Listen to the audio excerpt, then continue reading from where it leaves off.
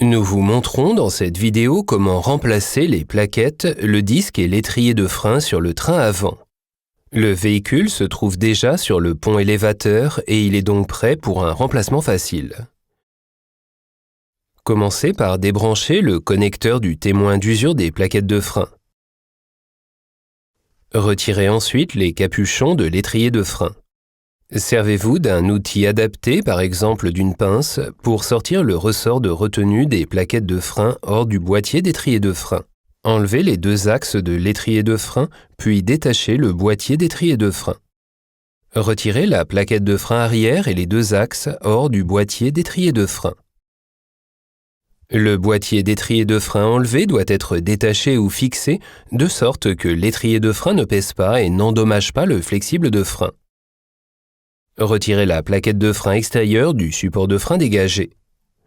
Après avoir dévissé le support de frein, il faut aussi le démonter. Le disque de frein est maintenant dégagé et vous pouvez finalement aussi le démonter. Il faut alors nettoyer au mieux le support d'essieu et le moyeu de roue afin d'obtenir une surface d'appui plate et lisse. Vous pouvez ensuite positionner le nouveau disque de frein et immédiatement le fixer en place à l'aide d'un écrou. Pour pouvoir mieux nettoyer le support de frein, il vaut mieux le serrer dans un étau. Vous pouvez alors débarrasser la pièce d'impureté à l'aide d'une brosse et, si nécessaire, aussi d'une lime.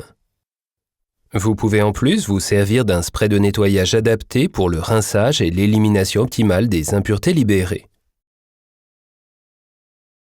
Remontez alors le support de frein ainsi nettoyé et serrez le boulon d'assemblage au couple spécifié par le fabricant. Cet exemple d'intervention voit aussi le remplacement de l'étrier de frein. Il faut d'abord ouvrir la vanne de purge sur l'ancien étrier de frein afin de vider ce qui reste du liquide de frein. Attachez un récipient au raccordement et repoussez le piston de frein à l'aide d'un outil de rappel. Si l'étrier de frein n'a plus de liquide de frein, rebouchez la vanne de purge.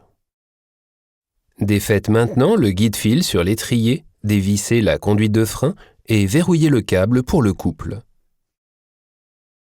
Dans l'étape suivante, vous pouvez remonter la conduite de frein et le guide-fil sur le nouvel étrier de frein et détacher ou fixer celui-ci pour d'autres tâches.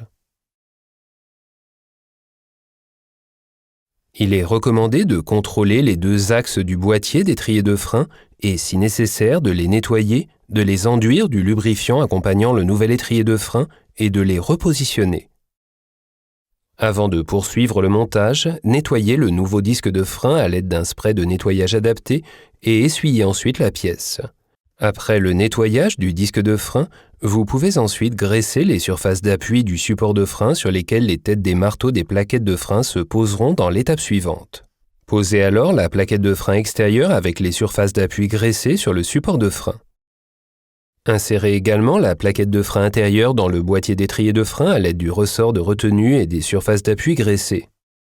Observez les consignes de montage spécial dans les instructions d'installation. Ôtez ensuite le plastique de protection du panneau arrière de la plaquette de frein extérieure et veillez lors de la pose du boîtier d'étrier de frein à ne pas endommager les surfaces adhésives. Lorsque le boîtier d'étrier de frein est dans la bonne position de montage, vous pouvez alors le visser au support de frein à l'aide des axes. Observez le couple de serrage prescrit par le fabricant. Rétablissez ensuite le connecteur du témoin d'usure des plaquettes de frein, attachez le câble dans sa fixation et remettez les capuchons sur l'étrier de frein. Remettez le ressort de retenue à sa place sur le boîtier d'étrier de frein. Si nécessaire, utilisez ici une pièce neuve de la trousse de réparation. Pour que le piston de frein et les plaquettes de frein prennent leur position correcte, il faut appuyer plusieurs fois sur la pédale de frein jusqu'à un maximum de 2/3 de la distance que la pédale peut parcourir. Enfin, il faut remettre les systèmes de freinage hydraulique à niveau selon les consignes du constructeur et purger son air.